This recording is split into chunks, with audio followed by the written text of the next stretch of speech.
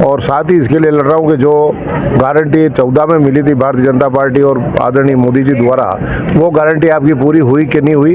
अगर वो पूरी हुई हो तो उनको वोट देना और वो पूरी नहीं हुई तो हमें वोट देना।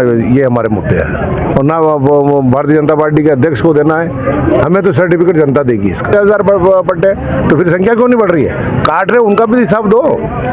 किसान फैसला तो मेरे कहने से तो कोई नहीं, जैसे प्रकार से मोदी जी ने झूठा बुलंदा हमारे घोषणा पत्र को 0 0 और 0 रहा है।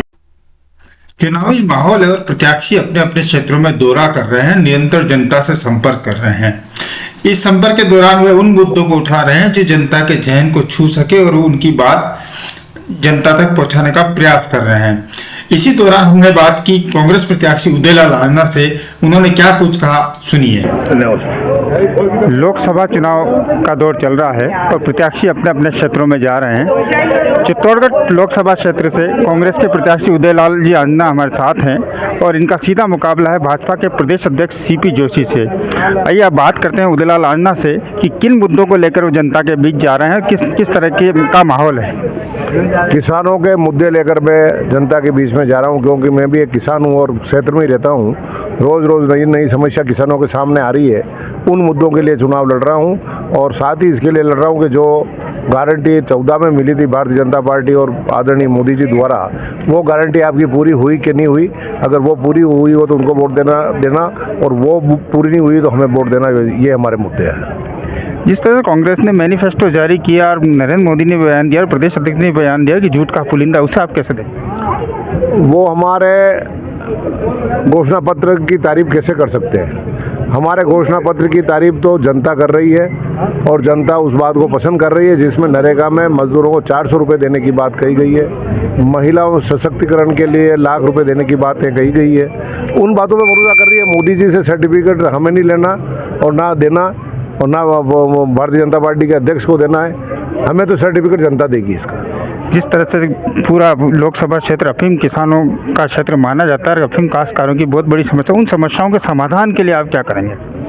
अफीम किसानों की समस्या है और अफीम पूरे हिंदुस्तान में पैदा नहीं होती है, केवल चित्तौड़गढ़, प्रतापगढ़, मंदसौर और नीमच में ही होती है और यहाँ से दोनों ही सांसद हम किसान लड़ रहे हैं। तो हमें वो मुद्दे सब अच्छी तरह से मालूम है और साथ ही जो अफीम की नीति बनती है उसमें इन क्षेत्रों के विधायक सांसद भी उस कमेटी में मेंबर रहते हैं। तो वहाँ सही तरीके से जो परेशानी है उनको उठाऊंगा और अफीम किसानों को राहत दूंगा। और अफीम के किसान बहुत ज़्यादा दुखी है, बहुत ज़्यादा शोषण हो रहा है। CPS पद्धति के नाम पर 15-15 हज़ार रुपये लेकर के माल तुलाया जा रहा है। तो इससे बड़ा अन्याय कोई हो नहीं सकता।